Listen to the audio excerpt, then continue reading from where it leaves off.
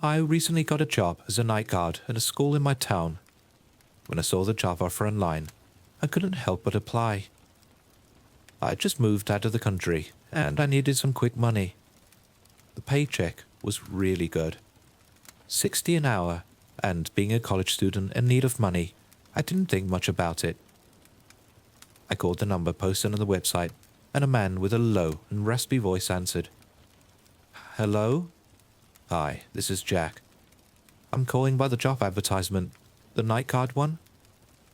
He paused for a second, then answered. Yeah, I'll fill you out with all the details when you get to the address. Meet me there tonight at 8 p.m. Okay, sure. That's how the conversation went. Jack didn't ask me any questions as to why I want to apply or what my skills are. It seemed like he just needed someone to take the post. Quick money, right? I thought.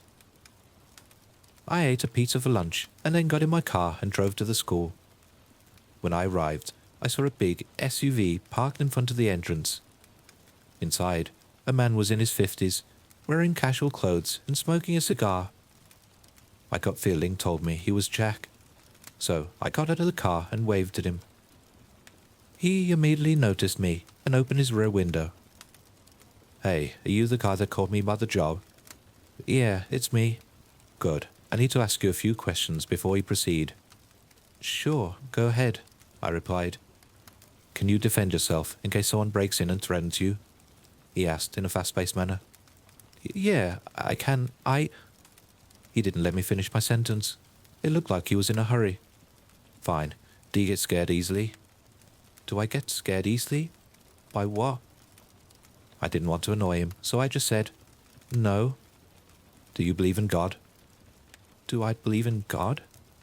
This is getting weird, I thought. Maybe I should search for something else. But then I remembered the pay. So I just told Jack, yes, I do, sir. He waited a while before having any sort of reaction, like he was thinking about something. Fine, you're accepted. That's it, I thought to myself. No more questions? Nothing? Well then. Jack looked straight at me, piercing me with his eyes. You should start working tonight. You have everything you need in the security office inside the school, including your uniform and some tools which might come in handy. Your shift starts at 10 p.m. If you have any questions, call me. No one else. Understood? I quickly replied, yes. Then Jack gave me his phone number and drove off, leaving me to my duties. I went inside, and I could notice the classic interior the school had. It gave me a lot of 80s vibes from the look of it. Splendid, I thought. I walked across the long hallway, filled with classrooms on the left side, until I arrived at the security office. I grabbed the doorknob and rushed inside, as I didn't want to be unprepared for my shift. I checked the locker, and it had a uniform, a flashlight, and a wristwatch. I quickly grabbed all of them and put on the uniform and the watch. Then I stared at the desk. On it, there was a document which listed my duties as the night guard. Usual stuff. I quickly read through it, and I didn't notice anything interesting. On the back of the document, I saw a note. It was stained by coffee. The letters were visible. It read, Rules for the night guard at the school. Rules? This is nonsense, I thought to myself. But, out of curiosity, I started reading. I got terrified by what was written on the piece of paper. This is the set of rules for the night guard of the school. By no means you are to break one of the rules, or your life will be in terrible danger. As the hours will pass, you will encounter different types of anomalies. Your shift starts at 10 p.m. and ends at 6 a.m. Be sure to arrive sooner than 10. The more time you have to prepare, the better. We've also provided you with a gun in case of emergency. It's located in the drawer. Be sure to grab it. Rule 1. Always make sure you are silent while outside the security office. The creatures inside are dormant, as long as you don't make any noise above the sound of your footsteps. There are hours when they get active though, so pay attention to the next rules. Rule 2. Always make sure to lock the door behind you when you get in and out of the security office. Oh, and one more thing. After 2 a.m., the doors of the security office will be compromised. Do not go inside, as it will prove to be a dead end. Rule 3. Constantly check the watch we provide to see the correct hour. Every other watch will be malfunctioning while inside. Rule 4. During 10 p.m. and 11 p.m., start patrolling the school. Nothing will happen during this job if you follow the first rule, but you have to get inside your office before 11. The creatures mentioned before will start to be active, and you don't want to be out there with them. If you can't make it to the security office, hide in one of the bathrooms and pray they don't find you. Rule 5. Between 11 p.m. and 12 a.m., you have to stay inside your office, but you need to pay attention to the surveillance cameras. You'll see the creatures walking around the school looking for prey. If you see them come close to the security office, turn off all lights from the breaker box and barricade the door. If you don't see them getting near, just carry on with your business. Rule 6. Between 12 a.m. and 2 a.m., you have to make rounds of the school once again. Pay attention for blood on the floor. If you see blood, run back to the security office and barricade the door. Something will claw at the door, but it will leave soon if you don't make any noise. After it's gone, continue patrolling. Rule 7. During 2 a.m. and 4 a.m., you need to check the basement. Once you get there, the door behind you will be closed until 4. If you hear low growling coming from multiple directions, hide wherever you can. If you cannot hide, be prepared to run to the panic room.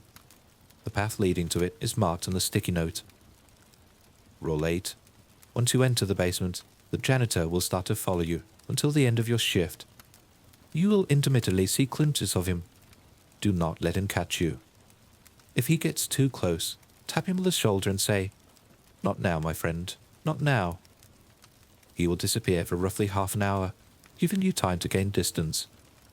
Notice, you can only do this once. Rule 9. After 4 a.m., the creatures inside will start to hunt you. Do your best to evade them until 6 a.m. If you can do that, they will return to being dormant again, and you can safely exit the building. Your shift is over. Rule 10.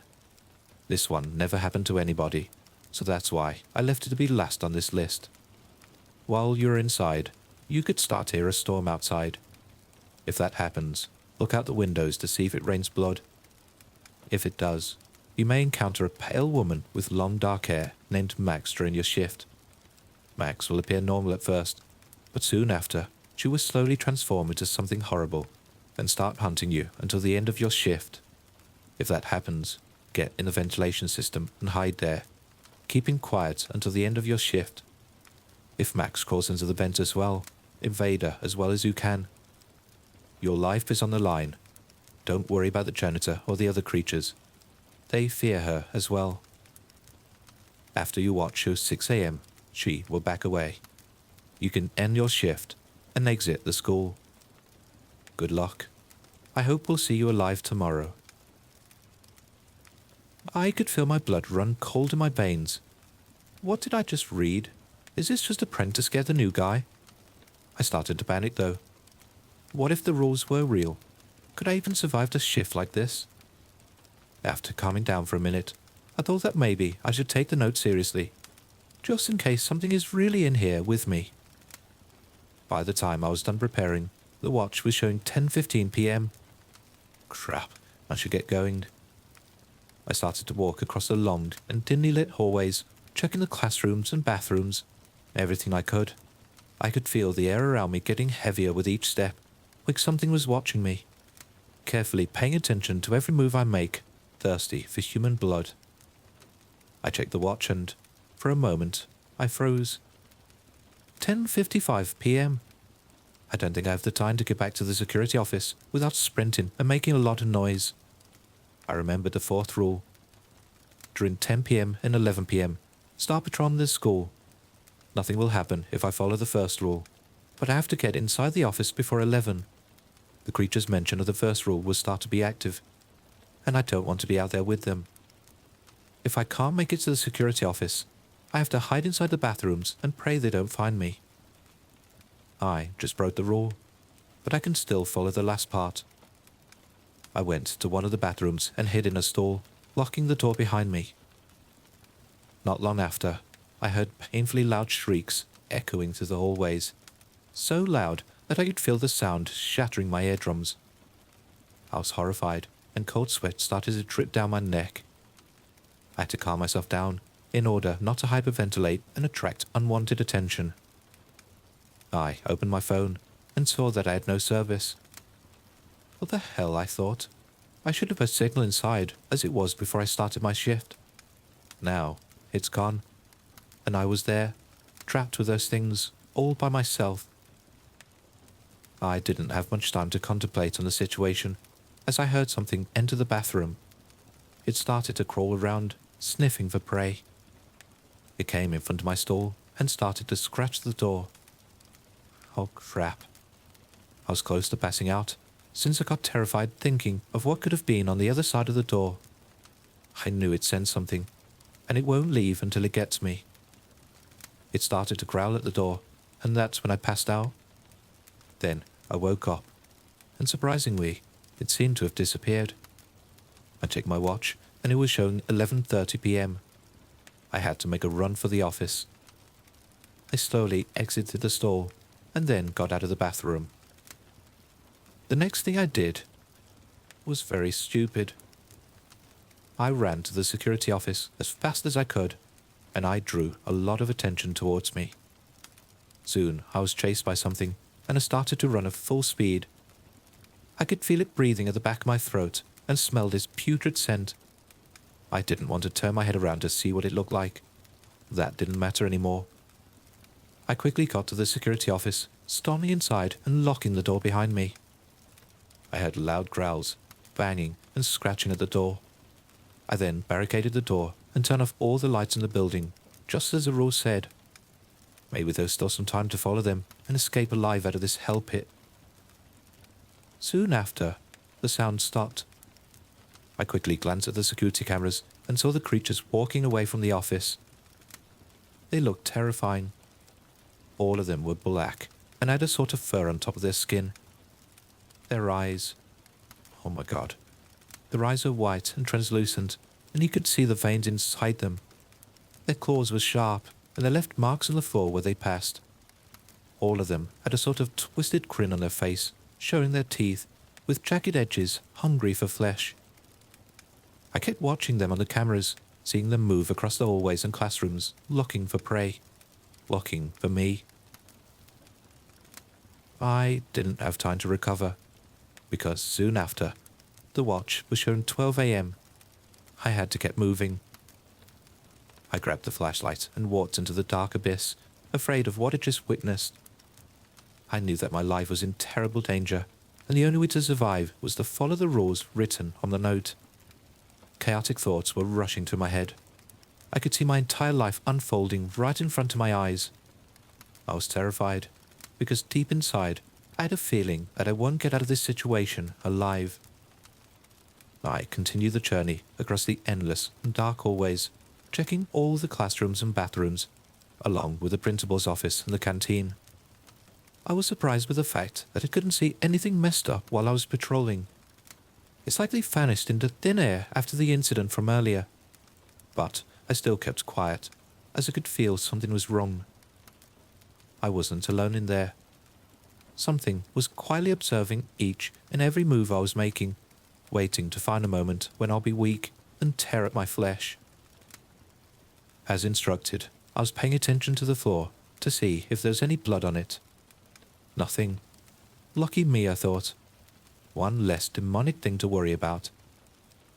I checked the watch, and it was showing 1:30 a.m. In half an hour, I had to go check the basement, as it was written on the rule set. I slowly made my way near, arriving at the canteen. It was empty, and the thought of having a few moments of peace comforted my mind. I could feel my breath getting easier, and then a sudden sense of hope emerged deep inside me. I had to get out alive. I didn't have much time to think, though, as the watch on my wrist showed 2 a.m. I had to go down the basement. I approached the door slowly, and I grabbed the handle to open it. It was rusty, as though nobody had gone in there for years. As I opened the door, I shone my flashlight into the darkness and descended slowly into whatever place which was awaiting me. I grabbed the sticky note from the rule set and made sure to check the way to the panic room. I'd better be safe than sorry, I thought. As I was walking round the dark abyss, I quickly noticed that someone was following me. After taking a better look, my heart started to beat fast, and I could feel the scent of dread in the air. My legs froze as I could distinguish his appearance. The janitor. I almost forgot about the rule. Once you enter the basement, the janitor will start to follow you until the end of your shift. You will intermittently see glimpses of him. Do not let him catch you. If he gets too close, tap him on the shoulder and say, "Not now, my friend, not now." He will disappear for roughly half an hour, giving you time to gain distance. I pulled myself out of the trance I was in and ran. I didn't know where I was heading, and it honestly didn't matter at that point.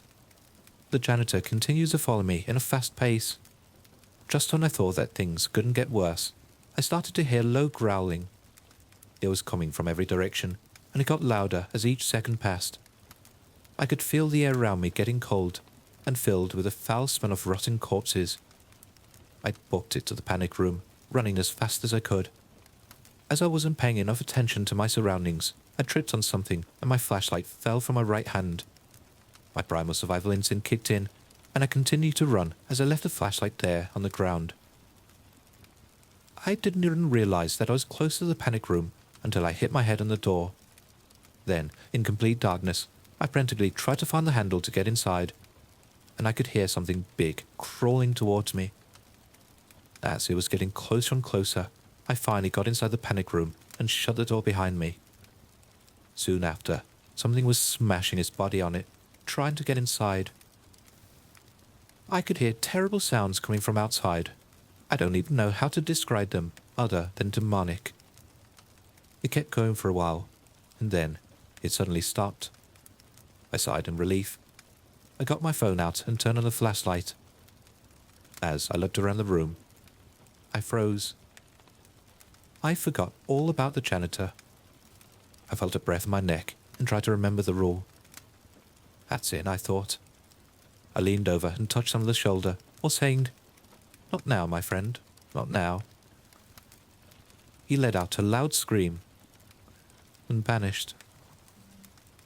I didn't have time to rest, as I checked my watch again, and it showed 3:50 a.m. No more than 10 minutes, and all these demonic creatures lurking around the school will start to hunt me. I still had the gun from the drawer in the security room, and that gave me a little sense of safety. If I could stay alive for the last 2 hours, I will get out of this hell. I could sit inside the panic room until my shift ends, I thought. Suddenly, I heard the faint sound of rain coming from outside. This can't be. No, it's impossible. I'm just imagining things. My mind was aggressively trying to suppress my fear, but deep down, I knew I had to go upstairs and look outside the windows. I got out of the shelter I had inside the panic room and made my way upstairs. As I got out of the basement, I could see the terrifying creatures running around as if they were trying to find a place to hide from something. As I looked outside while the windows, I could feel a spine-chilling sensation, freezing in place with fear. It was raining blood, and I knew what that meant. It was written in the rules. If I see blood, that means I may encounter a pale woman with long dark hair, named Max. Max will appear normal at first, but soon after, she will slowly transform into something horrible and start hunting me until the end of my shift. Now, I'm done for. I tried to make it back to the panic room of the basement, thinking that Max won't find me there. As I was slowly walking back to the entrance of the lower level, a pale woman with long, dark hair appeared right in front of me. I had to get inside a vent before she transformed into whatever bloody thing she will. As I ran into one of the classrooms that enter the ventilation system, I heard bones cracking and loud, high-pitched shrieks come from behind. I didn't dare look at the thing. I quickly got inside a vent and started to crawl, looking for a place to hide. I could hear Max crawling after me, following me, as if she knew where I was headed. Desperately searching for a hideout, I went inside a tube, located on the side of the main crawl space, and hid there. Then I could hear Max getting closer, her claws scraping the insides of the crawl space. She passed right beside me, and I could get a glimpse of what she looked like. Her limbs are long, with bones protruding from them, and big, sharp claws. Her head is deformed, and her teeth elongated and pointed, like razors coming out of her mouth. Max rushed through the ventilation system, working for me, and I knew it was only a matter of time before she finds me. I'm trapped inside the narrow core space, having nowhere to go. As I'm writing this, I can hear her shrieks and the sounds of her claws scraping the metallic inside of the vents. And she's getting close. And can feel it.